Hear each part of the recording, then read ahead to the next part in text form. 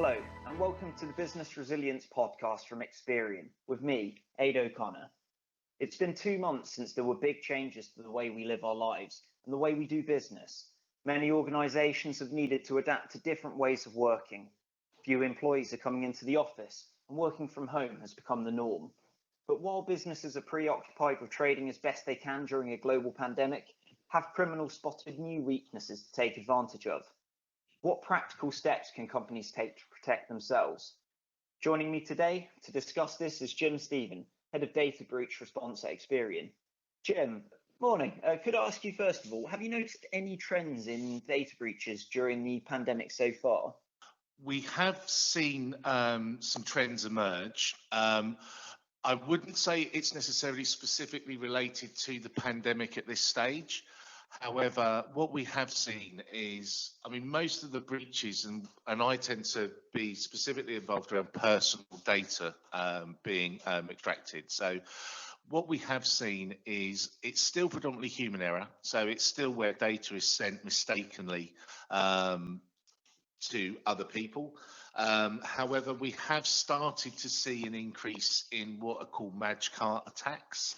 And that is really where if you like, the credit card information is being lifted from sites of organisations. So we've seen that in sectors like hospitality. We've seen that as well in sort of retail, especially sort of retail online. We're also starting to see it in subscription services. So again, anywhere where you would, see yourself putting in a credit card detail, we've started to see an increase in that. That's been coming through much more regularly. The other one we've seen is around targeted ransomware.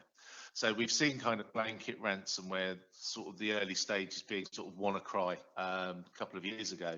But this now is where fraudsters are really getting into the systems, really understanding how businesses operate, so that they can really understand who would be the people paying, how much they could afford, and where their if you like, their most sensitive data resides. So we've certainly seen that starting to come through as well, and personal data is being used, if you like, as an inducement to demonstrate that they have got this information and that they are prepared to put it out in the public domain to induce the ransom being paid. I would say most of that has come probably where fraudsters have been in the systems probably pre-Christmas, but they're probably actually looking at extracting and actually moving forward with their plans perhaps earlier because of the pandemic, and they're probably looking a little bit more to see if they can cash out at this time rather than leaving it in case companies aren't perhaps there in the future. Going back a few seconds there, you mentioned the Magicart attack and that credit card information's been lifted from hospitality and retail. Is there a reason why that might have gone up? Could it be linked to more trading online, particularly in the retail space, or is it coincidental? No, I think more trading online. I think, just as a society, we're seeing, a move away from, going to physical shops to more online purchases.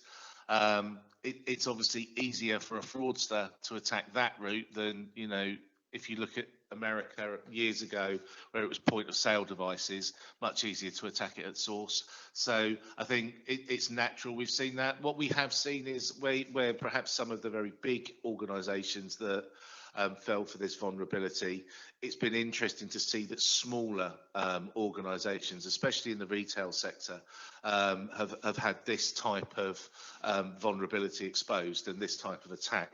And for me, it would certainly follow a theme, which is that once those kind of major attacks had happened, that the criminal fraternity then almost franchised that type of attack methodology, and it's then used as you go down the tiers to do smaller attacks with smaller returns, but a wider set of criminals can potentially look to use that.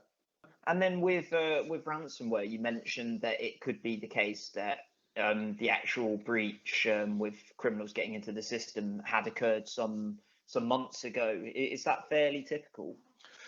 Yeah, ransomware typically, and I would hasten to add at this point, I'm not the expert on ransomware. And there's some really good IT forensics firms out there that really can go into the detail on this. But certainly where you've got like blanket ransomware is the kind of ransomware that you and I would worry about on our personal computers, where someone locks us out and then demands some money to unlock it. Targeted ransomware is where the threat actors or the criminals are really looking to understand the business, and they're getting inside systems a lot earlier and really looking to understand how the business works and really looking to understand where the money sits, where the key assets sit, and what will cause the most impact to an organization. So they really do their research, and we're starting to see that type of attack becoming more prevalent. That typically will be sitting at the corporate level where there's a bigger payout. But certainly we've started to see that, started in America, but very quickly you're starting to see that cross borders and hit a number of different sectors, from financial services. We've seen it in the public sector as well. But I would say that's almost industry agnostic. It's wherever they think there's the biggest return. With, as I mentioned in the introduction part, that the way we're all working during this global pandemic for many of us has changed. Has that influenced the types of breaches we're seeing, or the number of breaches, or has it created any weak spots for fraudsters?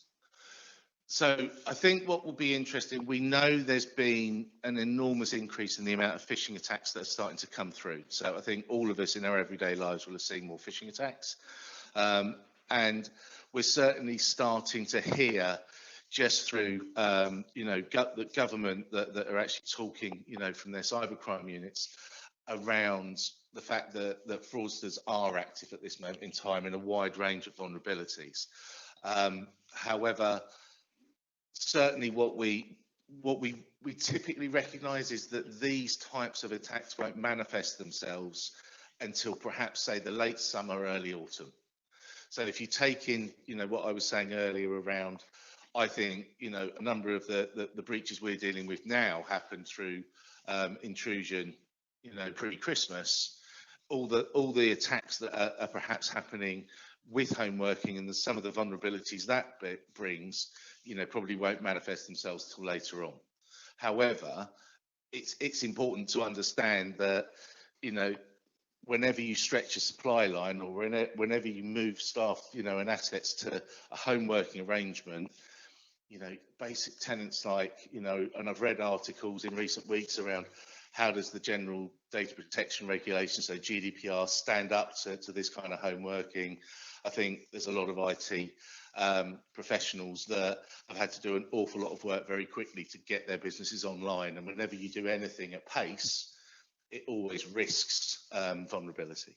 You mentioned that phishing attacks are up, and that we're all familiar with our, personal email accounts, junk mail coming through promising multi-million-pound schemes. But can you give an example of what we might see in our work email accounts from fraudsters that might be a bit more sophisticated or targeted, that we should be looking out for to avoid a data breach? You're right that a lot of us understand the types of phishing attack we see on our personal ones. So, ones from HMRC or from cable providers and utility providers. Similarly, if you're looking at home, it's easy to look at things that gear around things like OneDrive and look at home working style tools. It's those that, if they get through the firewall, they're the ones that people are perhaps, it's newer tech that they're using, or newer software. And if you have a question, so if you look at some of the video viewing software, those that you perhaps haven't used as much in the past, if you're starting to get those types of email, those are the ones as well, just to watch from a common sense perspective. You'll start to see things that are relating much more to your home working environment. And now let's imagine if, for an organisation, the worst has happened, they've suffered a data breach. What do all of the changes that we're experiencing at the moment in society mean for what they do next in terms of reacting? So actually, the if you like, the approach that these organisations would take is not dissimilar to what they did before. It's just you've got challenges with, you know, your staff being in you know, a vast, you know, vastly different locations. So actually communication is potentially more challenging. But certainly when you're looking at that kind of response, it is speed at which organisations are able to get senior stakeholders together, you know, getting legal advice pretty quickly, and then just understanding, because a lot of the time it's an event, and then it's not until, say, an IT forensics team comes in, can actually have a look to see if someone's actually accessed systems and indeed actually taken any assets. And then as you go down that, then that's where, if it's customer data or employee data, then someone like myself at Experian would get involved, and we will talk through the customer recovery scenarios and some of the steps to follow. Okay, customer recovery scenarios. Can you just tell us a bit about that and what it means for a business? Yeah, so effectively, in terms of customer recovery, it really revolves around three areas. So one is the initial notification to the individual themselves.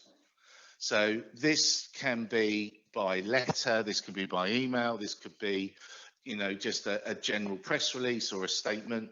So there's the initial notification. Then you've got inbound communications that are generated from that notification. So you've received a letter that tells you that, you know, perhaps some of your personal data has been compromised. You may have some follow-up questions that you want. So inbound communication.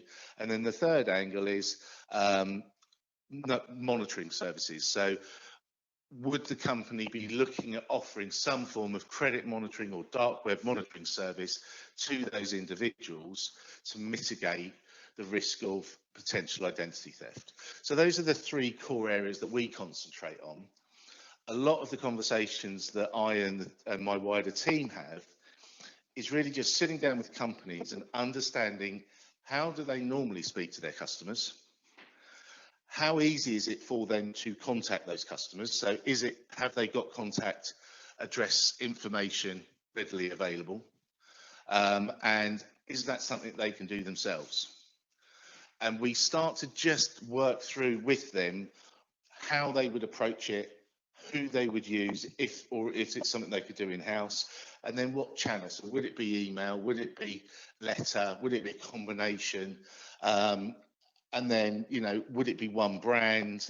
You know, languages, ex-customer, current customer, would you have slightly different content? So there are a number of variables in each of those segments that we would start to talk through with customers so that they really start to understand what they would need to put together.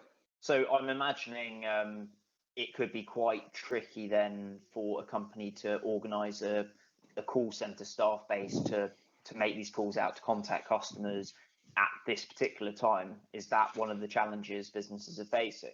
I certainly think, and it's been really interesting over the last 2 months, that there has been a slight change in the way organisations, so a lot of the time pre the kind of COVID outbreak, organisations would definitely do the email notification themselves. More and more of those companies are now requesting that we help them with the actual fulfilment of either email or letter distribution.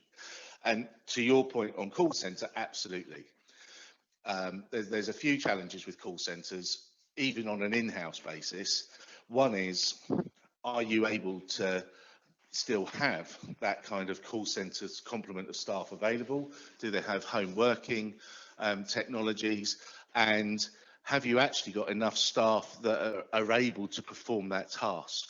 So certainly in the early days, you had staff self-isolating and they didn't have working from home capability. So you could understand then that suddenly huge pressure on call centres. And even on third-party call centres and people like ourselves, you've then got the challenge of, well, how do you ramp up additional resource? How do you recruit them, screen them, train them, all in a home working environment? And when you add language complexity to that, you can understand some of the challenges. So, I mean, we looked at this about 12 months ago to really understand how we can have some resilience to be able to offer that to our customers.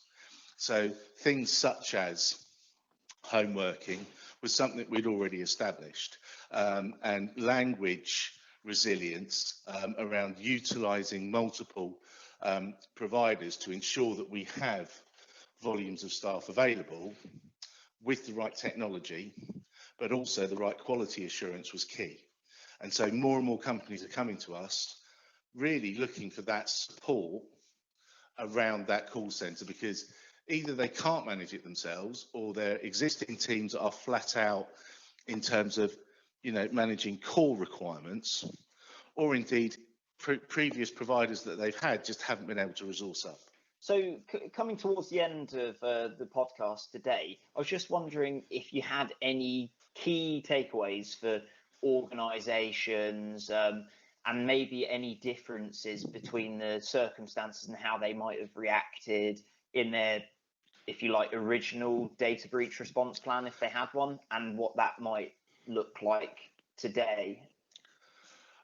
So I think, I mean, it's with any type of resilience or business continuity event, it's all around, you know, the more you've planned and the more you've tested plans, the stronger position you're in to be able to mitigate the impact of this type of event.